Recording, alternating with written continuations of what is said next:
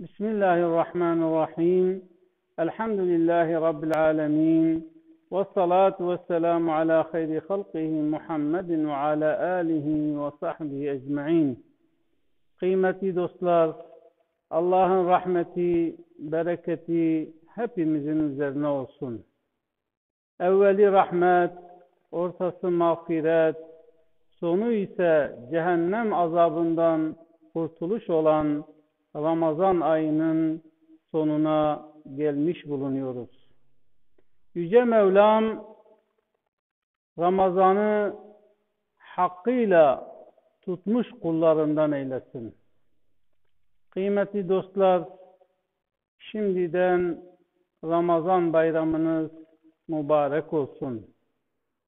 Hani Peygamberimiz Aleyhisselam oruçlu için iki mutluluk vardır buyuruyor. Birincisi, iftarını açtığı zaman kişi mutlu olur. Çünkü Ramazanını tuttuğu için ve iftara kavuştuğu için o kişi mutlu olur ve sevinir. Bizler de şu anda Ramazan ayının sonuna gelmiş ve bayrama giriş yapmak üzereyiz. Yüce Mevlam mutluluğumuzu daim eylesin. Gerçekten bayram oruç tutanlar içindir. Bayram teravih namazını eda edenler içindir. Bayram sahura kalkmış insanlar içindir. Bayram bu ay içerisinde şehvi duygularından kendini arındırarak Rabbinin rızasını kazanmak için oruç tutanlar içindir. Evet, bayrama girdik ve mutlu olduk. Hani Peygamberimiz Aleyhisselam ikinci mutluluk ise kişi Rabbine kavuştuğu zamandır.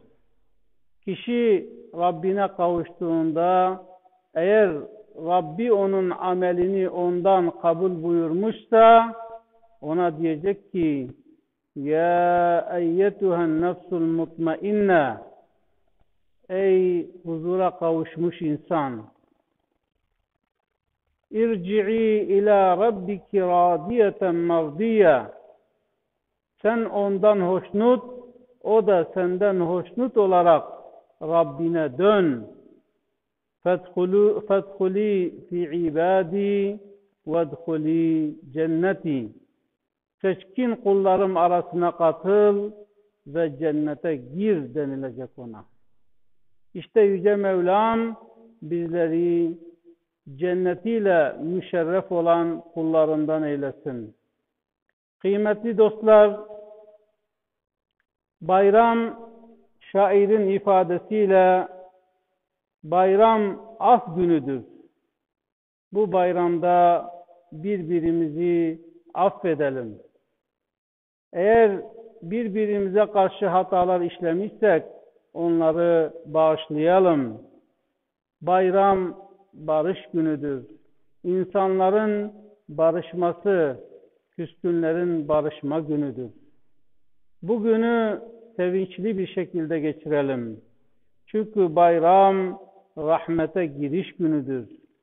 Biz bu bayramda Allah'ın rahmetini, bereketini üzerimize almışız.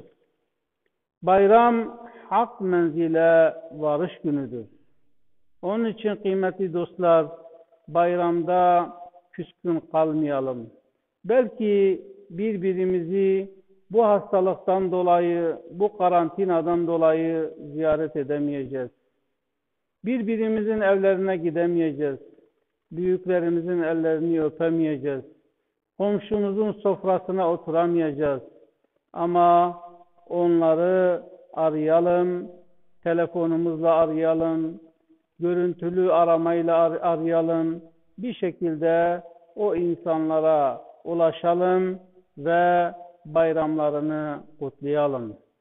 Aramızda küskünler varsa birbirlerini arayarak birbirlerinin bayramlarını kutlasınlar ve küskünlüklerine son versinler.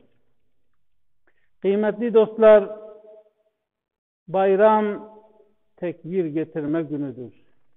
Yüce Mevlam وَلِتُكَبِّرُ اللّٰهَ عَلَى مَا هَدَاكُمْ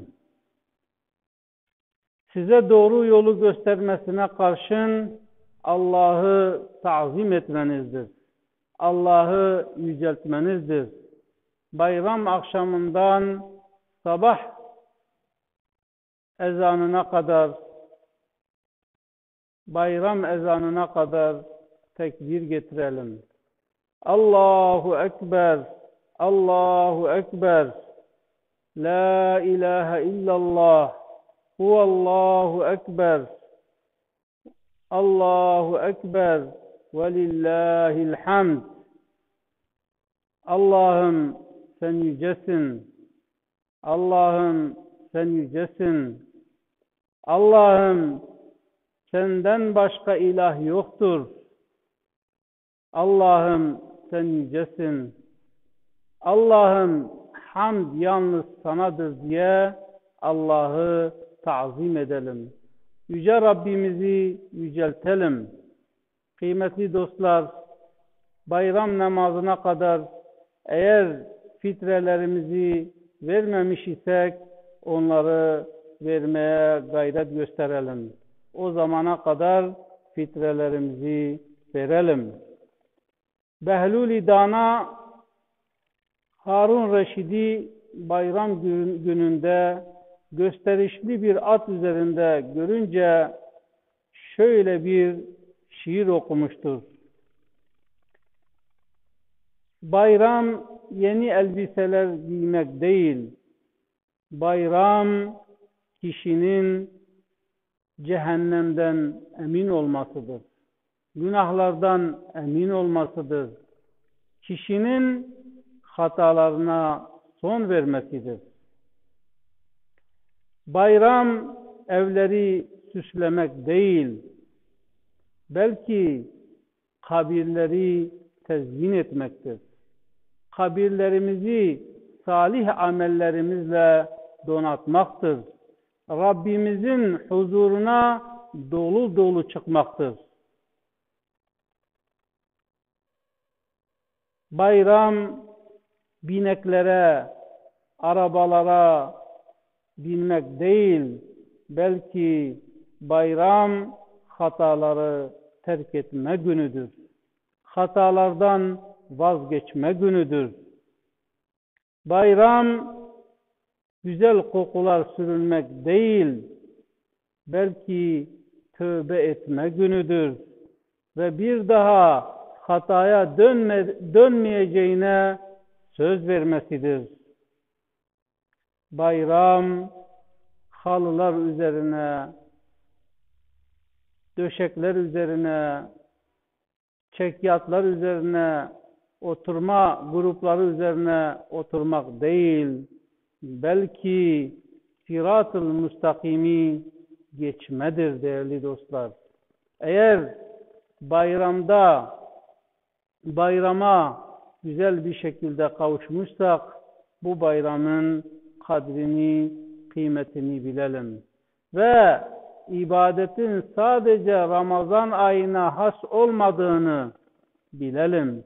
Çünkü Yüce Rabbimiz وَاعْبُدْ رَبَّكَ حَتَّى يَأْتِيَكَ الْيَقِينَ ölüm sana gelinceye kadar Rabbine kulluk etmeye devam et. Rabbine iyi bir kul olmaya devam et. Onun için kıymetli dostlar, Ramazan'ı bir fırsat bilerek vücudumuzu terbiye ettik ve bayrama kavuştuk. Diğer 11 ayı da bu Ramazan'da vücudumuza, bedenimize, ruhumuza verdiğimiz terbiyeyi 11 aya yayalım. Bu ayı fırsat bilerek bir daha hataya dönmemeye gayret gösterelim. Değerli dostlar, tekrar bayramınızı kutluyorum. Bayramınız mübarek olsun. daha nice bayramlara sağlık, sıhhat ve afiyet içinde ulaşmanızı Rabbimden niyaz ediyorum. Sizleri Allah'ın selamıyla selamlıyorum. Esselamu aleyküm ve rahmetullahi ve berekatuhu.